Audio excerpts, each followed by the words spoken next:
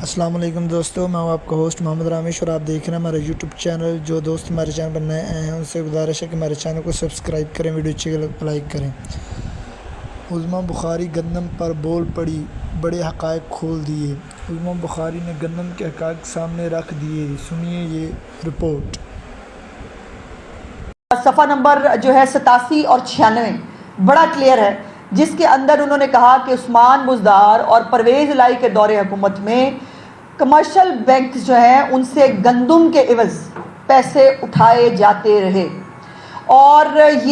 اس کا قرضہ پلس سود وہ بڑھتا چلا گیا۔ اور آپ کو یاد ہوگا کہ چیف منسٹر صاحبہ نے پچھلے سال جب حکومت سنبھالے، ان کو 2-3 مہینے ہوئے تھے، انہوں نے آتے ہی اربوں روپے کا، سینکڑوں ارب کا، if I'm not wrong، میں ریکارڈ نہیں کرنا چاہ رہی، جو مجھے یاد ہے میری یادداشت کے مطابق وہ اس کو سینکڑوں ارب روپے کے انہوں نے وہ قرضہ جو انہوں نے لیا گندم کے عوض، وہ چیف منسٹر صاحبہ نے خود آ کے پے کر دیا۔ تو کھا کون گیا؟ کھا گئے عثمان بزدار، پنکی گوگی پیرنی، اور اس کے ساتھ پرویز الہی۔ اور سوال کس سے پوچھ رہے ہیں؟ اس مریم نواز سے، اس کو کہہ رہے ہیں جس نے آ کے ان کے کھاتے جو انہوں نے کھولے ہوئے تھے پنجاب کی عوام کے مفاد میں، ان کھاتوں کو کلیئر کیا۔ اور یہ تمام قرض 2018 سے 23 کے درمیان لیا گیا، اور کسانوں کے نام پہ قرض لیا گیا، اور کسانوں کو سبسڈی دی، اور بے شرموں کی طرح یہ کسانوں کے نام کے اوپر ان کو اشتعال انگیزی دلاتے ہیں، انہیں کہتے ہیں آؤ ذرا آ کے حکومت کے خلاف احتجاج کرو، کہ الحمدللہ کسان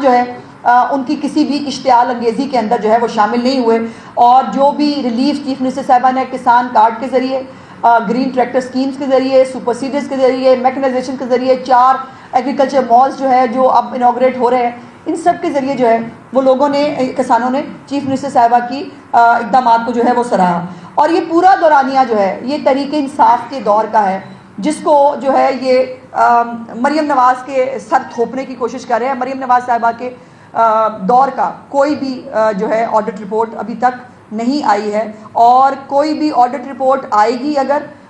اس کے اندر کوئی بھی اگر بے ضابطگی ہوئی، اول تو اس دور حکومت میں ٹرانسپیرنسی سب سے بڑا